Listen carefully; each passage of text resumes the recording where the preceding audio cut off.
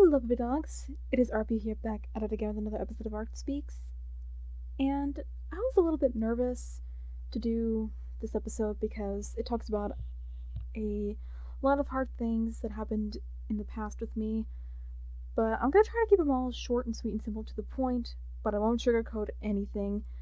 Plus, any and all names will be either changed or just completely cut out of the stories entirely. So, with that being said, let's get right into this episode. So, before I get into this story, a little bit of a backstory with me. Well, of course, you know that my mom, Jennifer, she was a very angry and toxic person.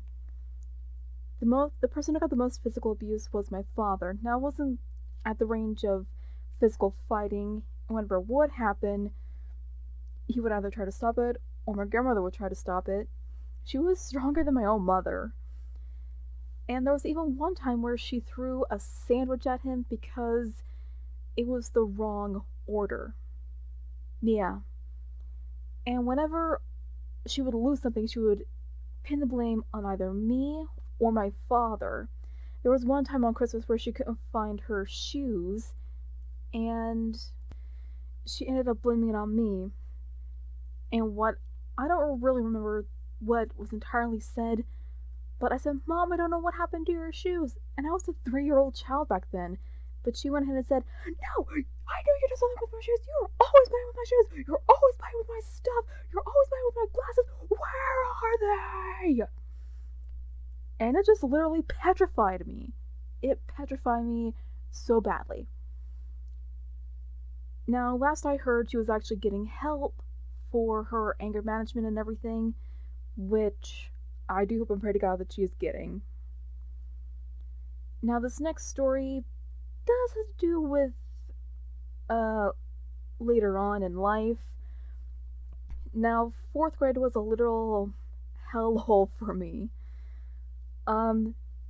Not only did I have not too many friends, but I also was the personal little fly to the teacher who was a spider. And again, you can guess who the fly who always was in her little web.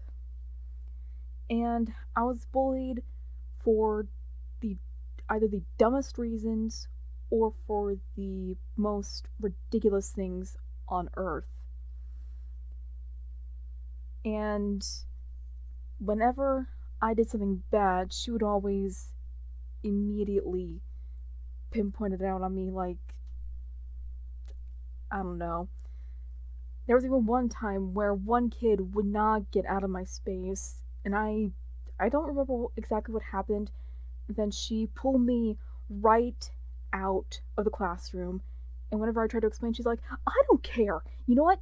I had enough of this. You're gonna fail that test, and I don't care what you say."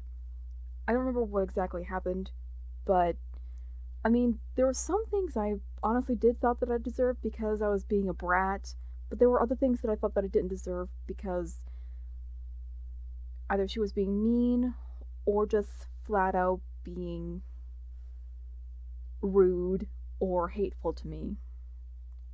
Well, more hateful than rude, honestly.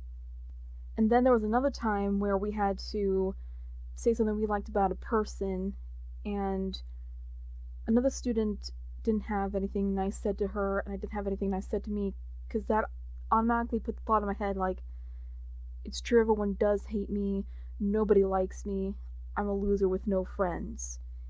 And then she pulled me, and I was crying right in the middle of the classroom, then she pulled me back outside the classroom, and she said, "You know what, you need to stop this crying, you need to grow the fuck up." Well, she didn't say fuck, but that's basically what she said. You need to suck it up and grow up because nobody will like you. You need to learn to live with it.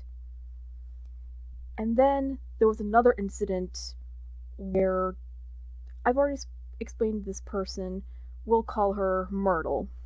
Myrtle was very overprotective of my friends or her friends. And one day she said, "If I ever see you with my friends again, I will freaking kill you." Now, she didn't say it like that, but she threatened to do something. And I immediately went up out of my seat, out of my desk, and she's like, no, no, no, please don't tell the teacher. Please don't tell the teacher. One, I didn't tell the teacher because I knew I would either get blamed for it or get kicked out of school for lying, quote unquote. Two, I didn't tell the teacher because she told me to. I literally said the reason why I didn't tell the teacher. Now, my junior high and high school years were, needless to say, not the very best. Of course, I was still being bullied. I was still being tormented by my peers for the dumbest reasons.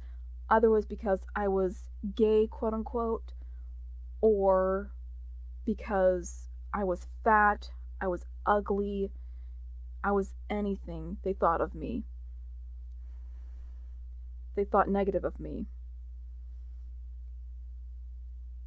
And it was basically one of the hardest things ever. It got to the point where I literally prayed to God every night that he would kill me in my sleep. Every time I wake up the most miserable person, the most miserable the most miserable person in the world. I can't speak for the life of me. And I'll be like, God, why didn't you kill me when you had the chance? You could have just take my soul out when I was asleep. And then later on in my sophomore year, that's when my grandfather died 4 days before Christmas, and you all still know the story. And that was when I was in my suicidal phase and the bullying still wouldn't stop. Now, I had friends, but the bullying would just continue on and on and on no matter what. And then, when I did have thoughts of suicide, I would always chicken out and just stop. But and of course, I told the story a million times. One day, when my life was already falling apart and I was trying to plan out how I would cheat out death, my friend Charlie, this is how we met. I mean, you guys probably already know the story, but for those who don't know, I'm going to say it anyways. He messaged me on DeviantArt through notes and said, I know this is none of my business, but is everything okay? And that is when I poured out my heart and soul, saying that I've been through a whole lot, and that I was going to grief counseling, and that is basically how he became one of my closest friends for 4 or 5 years, give or take. And for the few years he's known me, he's known that I can be a little bit crazy sometimes, a little bit emotional from time to time. And I just want to thank him for putting up with all my crazy emotions for the past few years that we've known each other.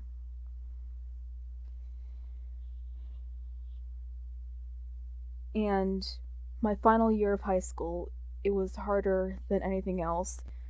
Of course, you guys know that I live in the most hick redneck town in the whole world, where most people are basically put down for not being Christians or for being gay, bi, what have you. And it's absolutely insane. It's really stupid, to be honest. And if you're not with the Republican Party, you can either get your ass beat or something stupid like that. Honestly, don't give a damn about politics, to be perfectly honest, if we're being honest here. And of course, I'm being honest. And I've had these horrible memories of bad things happening in my past for a while now, and I thought, why not get them out?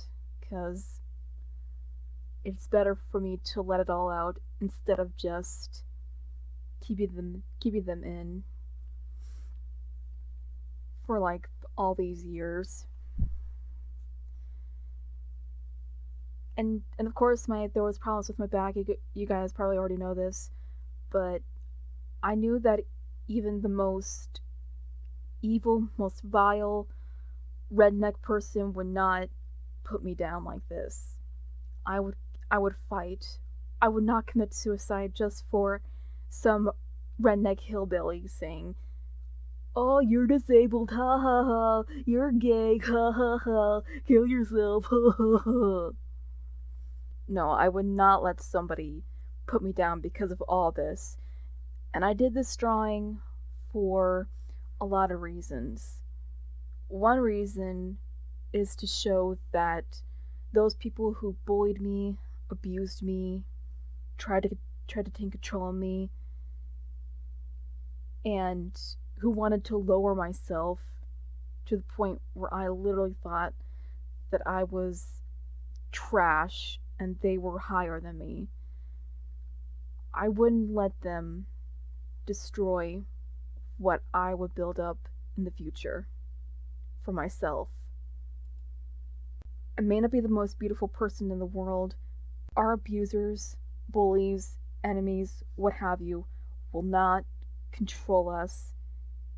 And mine especially will not control me or let me do what they want me to do.